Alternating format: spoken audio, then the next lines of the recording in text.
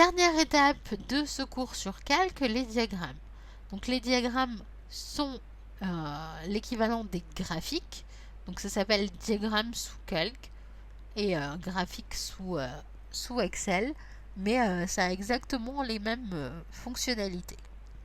Le diagramme se réalise en 4 étapes sous Calc.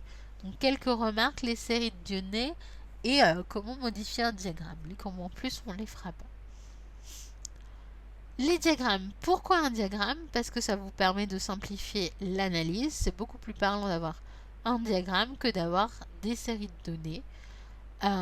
Les tendances des séries aussi, et ça sert aussi à comparer des séries. Si vous mettez deux diagrammes, deux séries différentes, vous voyez les proportions à l'intérieur. Comment on crée un diagramme? Donc vous avez 4 étapes. Première étape, vous choisissez le type de diagramme. Deuxième étape, vous sélectionnez vos données. Nous vous conseillons de sélectionner les données avant et de vérifier que les données sélectionnées sont bien les bonnes. Et ensuite, vous précisez si jamais vous avez des séries de données, c'est-à-dire si vous avez plusieurs catégories à voir affichées. Et vous pouvez modifier ensuite la présentation générale du diagramme. Donc ajouter des titres, donner des titres à vos axes, positionner la légende en haut, en bas, à droite, à gauche, et modifier tout ce qui est taille et forme. Donc nous allons voir en détail chaque choix, chaque type de l'assistant. Donc l'assistant, vous l'obtenez par le petit symbole comme ça. C'est exactement ce symbole-là, qui est soit dans insertion, diagramme, soit directement sur vos barres d'outils. Donc étape 1, le choix du diagramme. Donc vous avez en colonne, en barre, en secteur, en toile, en X, en Y, en cours. Et vous avez, à chaque fois que vous allez sélectionner un exemple, des particularités disponibles. Donc ici, vous avez toutes vos séries qui sont l'une à côté de l'autre. Là, vos séries sont l'une sur l'autre. Donc à vous de choisir la forme qui vous convient. Si vous voulez les faire en 3D, vous cochez cette petite symbole 3D et vous définissez si c'est en boîte, en cylindre, en code, en pyramide, en ce que vous voulez. Ensuite, vous vérifiez vos plages de données. Donc nous vous conseillons de les sélectionner avant. Ça vous fait gagner du temps et en plus vous avez une meilleure visualisation du graphique en question.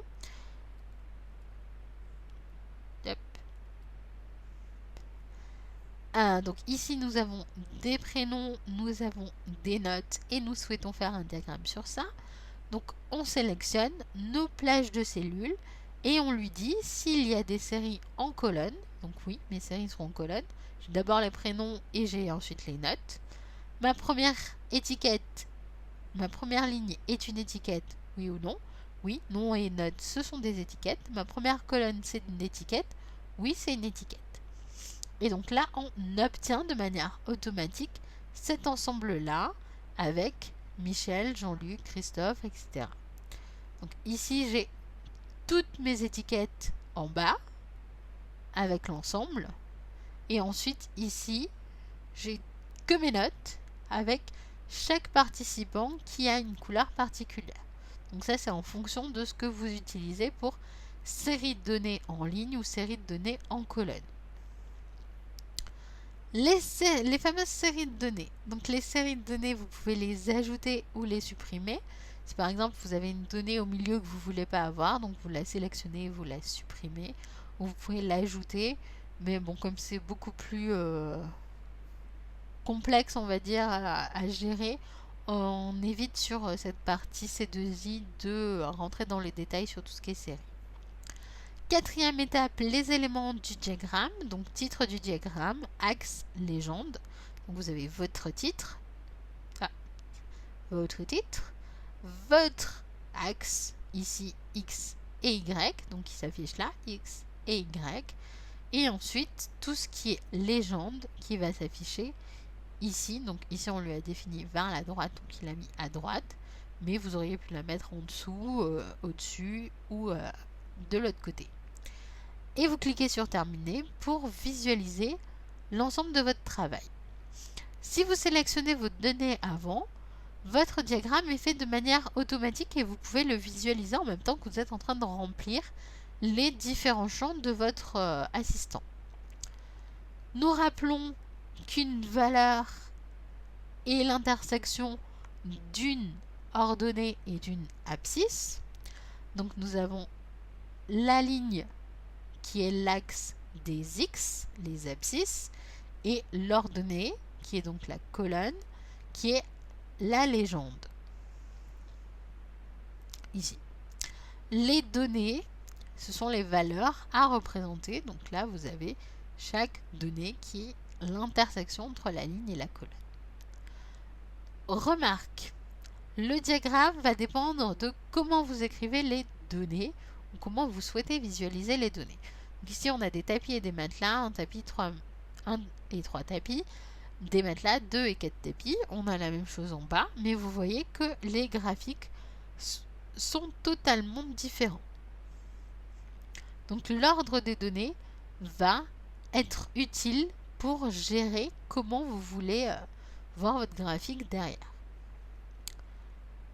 Les séries de données, j'ai dit qu'on les faisait pas. Alors je ne sais pas pourquoi elles y sont pas, mais un exemple quand même. Donc ici, nous avons l'ensemble des séries, donc 3 séries, la série note 1, la série note 2, la série note 3. Si je veux voir sur mon diagramme uniquement la série note 1 et la série note 3, je vais sélectionner ma série note 2 et la supprimer. À ce moment-là, j'aurai plus que 2 séries à l'intérieur et donc mon graphique correspondra à ce que je souhaite avoir. Modification du diagramme, donc vous pouvez modifier tout ce que vous voulez sur le diagramme. C'est par clic droit, systématiquement, que vous allez modifier. Donc faites un clic droit sur les éléments jusqu'à obtenir ce que vous voulez.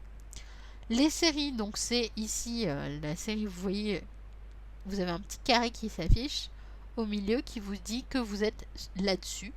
Et comme vous êtes là-dessus, vous avez le droit de le modifier. Formater la série de données, ça va vous permettre de changer la couleur, changer la forme, changer la taille, changer la courbe, etc.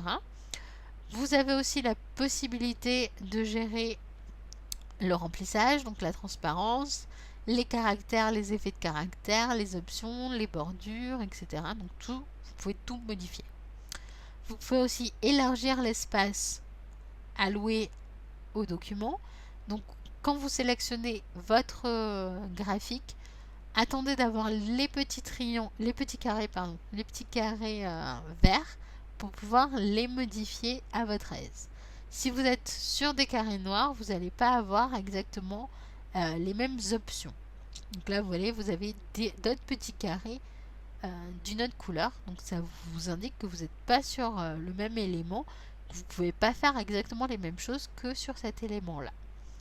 Vous avez la possibilité de changer le texte de la légende, de changer le menu contextuel, de changer par le menu contextuel, la plage de données. Donc vous pouvez récupérer comme ça tous les éléments que vous aviez sur votre diagramme à l'origine dans l'assistant. Donc si je veux changer le type de diagramme, si je veux changer mes données, si je veux changer la disposition, par clic droit, vous accédez à tout ce que vous voulez. Ici, nous avons un exemple de modification d'un diagramme. Donc, on a des tapis, des meubles et des autres. On a un graphique en 3D et on a décidé qu'on mettait l'ensemble de l'écriture en vert fluo, de mettre en fond ici gris foncé, un fond plus clair sur notre cellule, de changer nos petites données de couleur. Et donc là, nous voyons les couleurs qui s'associent évidemment aux couleurs qu'on a sélectionnées. Et donc, on peut imprimer aussi seulement le diagramme, comme vous pouvez imprimer seulement une partie du tableau. Ce n'est pas interdit. Donc ça, c'est un exemple de modification. Vous avez ici un autre exemple de modification. Donc là, on a modifié aussi les lignes de la grille. On a défini ici des couleurs différentes à l'axe des ordonnées et à l'axe des abscisses, pour pouvoir se ressortir, et on a mis en dégradé, c'était ça le mot que je cherchais, dégradé, à dégrader l'ensemble de nos données au niveau du fond ou au niveau de la trame ici à l'intérieur de notre diagramme. Les termes importants donc de ce cours-là: trier, filtrer. Donc le tri qui peut être croissant ou décroissant, le filtre avec l'autofiltre, les critères et entre guillemets le filtre standard. Vous avez tout ce qui est diagramme, histogramme, donc c'est les diagrammes en bâton, en colonne verticale, les secteurs, les plages de données et séries, les titres, les axes, les ordonnées et les abscisses. Et voilà pour ce cours.